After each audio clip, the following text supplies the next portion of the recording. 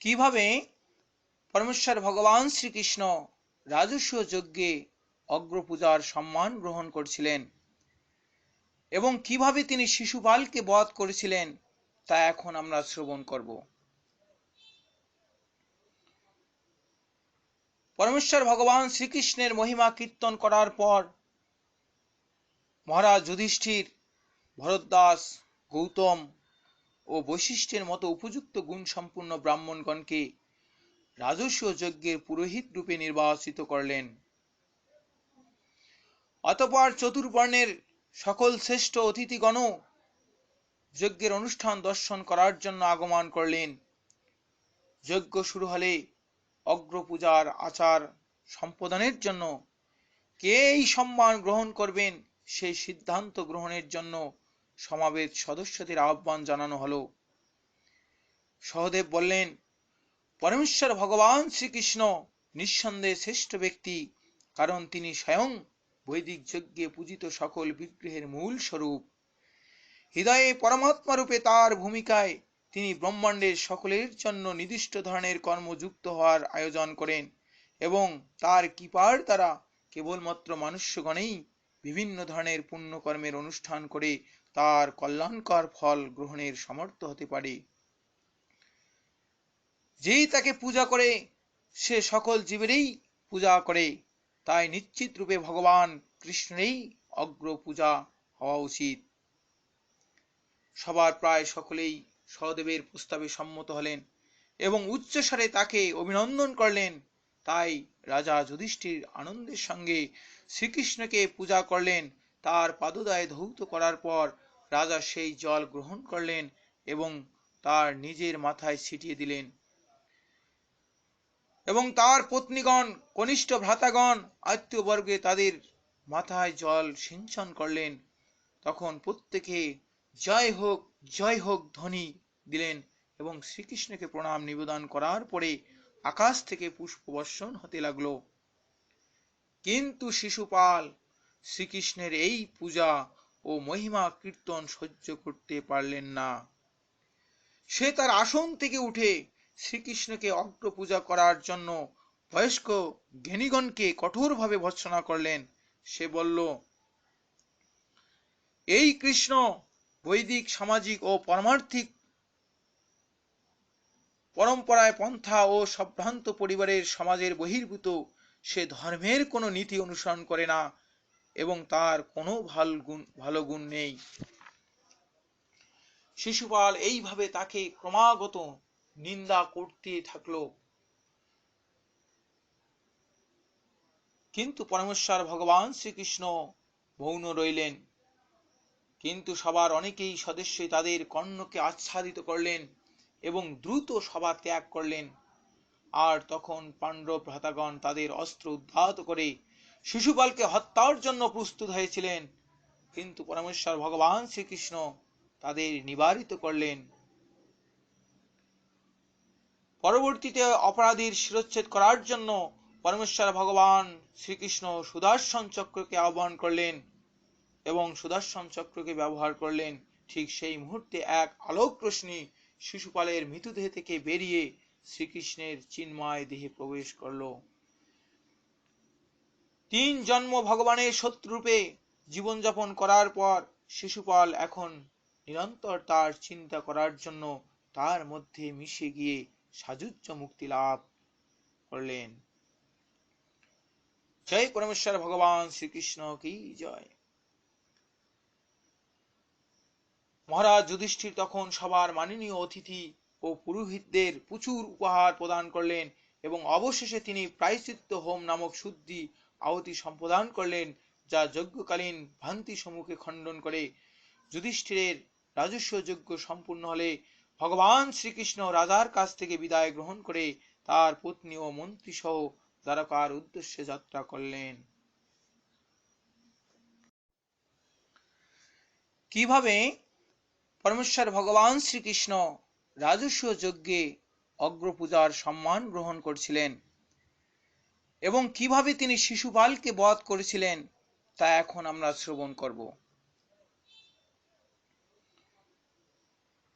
পরমেশ্বর ভগবান শ্রীকৃষ্ণের মহিমা কীর্তন করার পর মহারাজ যুধিষ্ঠির, ভরদ্বাজ, গৌতম ও বৈশিষ্ট্যের মতো উপযুক্ত গুণ সম্পূর্ণ ব্রাহ্মণগণকে রাজস্বীয় যজ্ঞের পুরোহিত রূপে নির্বাচিত করলেন। অতঃপর চতুর্বর্ণের সকল শ্রেষ্ঠ অতিথিগণও যজ্ঞের অনুষ্ঠান দর্শন করার জন্য আগমন করলেন। যজ্ঞ শুরু হলে অগ্রপূজার আচার সম্পাদনের জন্য কে এই সম্মান গ্রহণ করবেন সেই সিদ্ধান্ত গ্রহণের জন্য সমাবেত সদস্যদের আহ্বান জানানো হলো। সহদেব বললেন, পরমেশ্বর ভগবান শ্রীকৃষ্ণ নিঃসন্দেহে শ্রেষ্ঠ ব্যক্তি, কারণ তিনি স্বয়ং বৈদিক যজ্ঞে পূজিত সকল বিগ্রহের মূল স্বরূপ।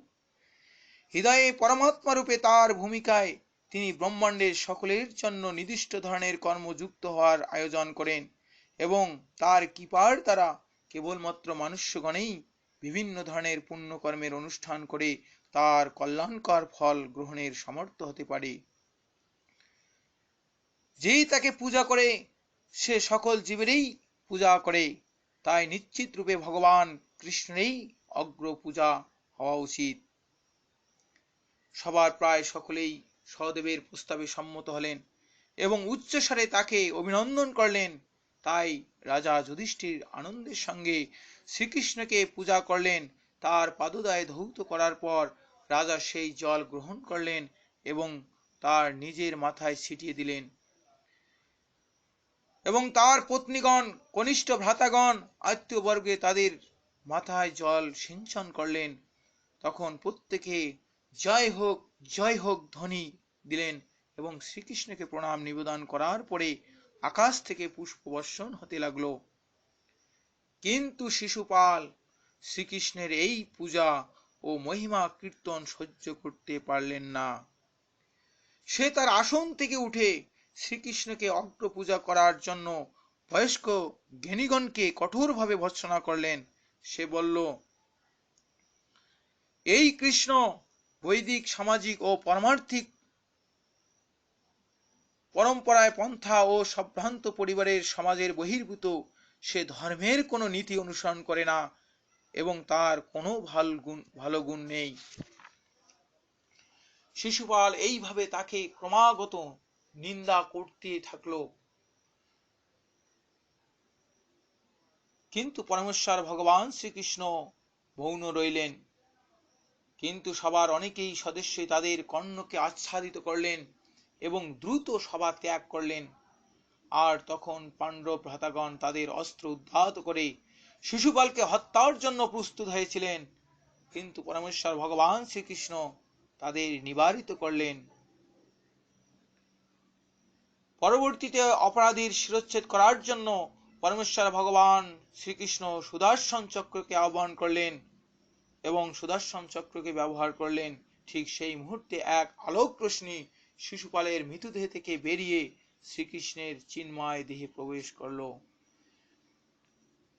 3 জন্ম ভগবানের শত্রুরূপে জীবনযাপন করার পর শিশুপাল এখন নিরন্তর তার চিন্তা করার জন্য তার মধ্যে মিশে গিয়ে সাযুজ্য মুক্তি লাভ করলেন। জয় পরমেশ্বর ভগবান শ্রীকৃষ্ণ কি জয়। মহারাজ যুধিষ্ঠির তখন সবার মাননীয় অতিথি ও পুরোহিতদের প্রচুর উপহার প্রদান করলেন এবং অবশেষে তিনি প্রায়শ্চিত্ত হোম নামক শুদ্ধি আহুতি সম্প্রদান করলেন, যা যজ্ঞকালীন ভ্রান্তি সমূহকে খণ্ডন করে। যুধিষ্ঠিরের রাজস্ব যজ্ঞ সম্পূর্ণ হলে ভগবান শ্রীকৃষ্ণ রাজার কাছ থেকে বিদায় গ্রহণ করে তার পত্নী ও মন্ত্রী সহ দ্বারকার উদ্দেশ্যে যাত্রা করলেন। কিভাবে পরমেশ্বর ভগবান শ্রীকৃষ্ণ রাজস্ব যজ্ঞে অগ্রপূজার সম্মান গ্রহণ করছিলেন এবং কিভাবে তিনি শিশুপালকে বধ করেছিলেন তা এখন আমরা শ্রবণ করব। পরমেশ্বর ভগবান শ্রীকৃষ্ণের মহিমা কীর্তন করার পর মহারাজ যুধিষ্ঠির, ভরদ্বাজ, গৌতম ও বৈশিষ্ট্যের মতো উপযুক্ত গুণ সম্পূর্ণ ব্রাহ্মণগণকে রাজস্ব যজ্ঞের পুরোহিত রূপে নির্বাচিত করলেন। অতঃপর চতুর্বর্ণের সকল শ্রেষ্ঠ অতিথিগণ যজ্ঞের অনুষ্ঠান দর্শন করার জন্য আগমন করলেন। যজ্ঞ শুরু হলে অগ্রপূজার আচার সম্পাদনের জন্য কে এই সম্মান গ্রহণ করবেন সেই সিদ্ধান্ত গ্রহণের জন্য সমাবেত সদস্যদের আহ্বান জানানো হলো। সহদেব বললেন, পরমেশ্বর ভগবান শ্রীকৃষ্ণ নিঃসন্দেহে শ্রেষ্ঠ ব্যক্তি, কারণ তিনি স্বয়ং বৈদিক যজ্ঞে পূজিত সকল বিগ্রহের মূল স্বরূপ।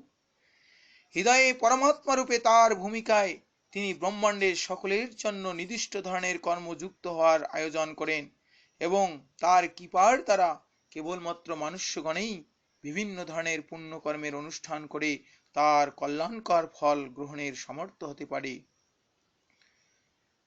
যেই তাকে পূজা করে সে সকল জীবেরই পূজা করে, তাই নিশ্চিত রূপে ভগবান কৃষ্ণেরই অগ্র পূজা হওয়া উচিত। সবার প্রায় সকলেই সহদেবের প্রস্তাবে সম্মত হলেন এবং উচ্চস্বরে তাকে অভিনন্দন করলেন। তাই রাজা যুধিষ্ঠির আনন্দের সঙ্গে শ্রীকৃষ্ণকে পূজা করলেন। তার পাদোদয় ধৌত করার পর রাজা সেই জল গ্রহণ করলেন এবং তার নিজের মাথায় ছিটিয়ে দিলেন এবং তার পত্নীগণ, কনিষ্ঠ ভ্রাতাগণ, আত্মীয়বর্গে তাদের মাথায় জল সিঞ্চন করলেন। তখন প্রত্যেকে জয় হোক ধ্বনি দিলেন এবং শ্রীকৃষ্ণকে প্রণাম নিবেদন করার পরে আকাশ থেকে পুষ্প বর্ষণ হতে লাগলো। কিন্তু শিশুপাল শ্রীকৃষ্ণের এই পূজা ও মহিমা কীর্তন সহ্য করতে পারলেন না।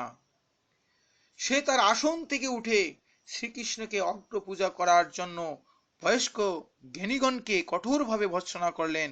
সে বলল, এই কৃষ্ণ বৈদিক, সামাজিক ও পারমার্থিক পরম্পরায় পন্থা ও সম্ভ্রান্ত পরিবারের সমাজের বহির্ভূত। সে ধর্মের কোনো নীতি অনুসরণ করে না এবং তার কোনো ভালো গুণ নেই। শিশুপাল এইভাবে তাকে ক্রমাগত নিন্দা করতে থাকলো। কিন্তু পরমেশ্বর ভগবান শ্রীকৃষ্ণ মৌন রইলেন। কিন্তু সবার অনেকেই সদস্য তাদের কর্ণকে আচ্ছাদিত করলেন এবং দ্রুত সভা ত্যাগ করলেন। আর তখন পাণ্ডব ভ্রাতাগণ তাদের অস্ত্র উদ্ধাত করে শিশুপালকে হত্যার জন্য প্রস্তুত হয়েছিলেন, কিন্তু পরমেশ্বর ভগবান শ্রীকৃষ্ণ তাদের নিবারিত করলেন। পরবর্তীতে অপরাধীর শিরচ্ছেদ করার জন্য পরমেশ্বর ভগবান শ্রীকৃষ্ণ সুদর্শন চক্রকে আহ্বান করলেন এবং সুদর্শন চক্রকে ব্যবহার করলেন। ঠিক সেই মুহূর্তে এক আলোক রশ্মি শিশুপালের মৃতদেহ থেকে বেরিয়ে শ্রীকৃষ্ণের চিন্ময় দেহে প্রবেশ করল। 3 জন্ম ভগবানের শত্রুরূপে জীবনযাপন করার পর শিশুপাল এখন নিরন্তর তার চিন্তা করার জন্য তার মধ্যে মিশে গিয়ে সাযুজ্য মুক্তি লাভ করলেন। জয় পরমেশ্বর ভগবান শ্রীকৃষ্ণ কি জয়। মহারাজ যুধিষ্ঠির তখন সবার মাননীয় অতিথি ও পুরোহিতদের প্রচুর উপহার প্রদান করলেন এবং অবশেষে তিনি প্রায়শ্চিত্ত হোম নামক শুদ্ধি আহুতি সম্প্রদান করলেন, যা যজ্ঞকালীন ভ্রান্তি সমূহকে খণ্ডন করে। যুধিষ্ঠিরের রাজস্ব যজ্ঞ সম্পূর্ণ হলে ভগবান শ্রীকৃষ্ণ রাজার কাছ থেকে বিদায় গ্রহণ করে তার পত্নী ও মন্ত্রী সহ দ্বারকার উদ্দেশ্যে যাত্রা করলেন। কিভাবে পরমেশ্বর ভগবান শ্রীকৃষ্ণ রাজস্ব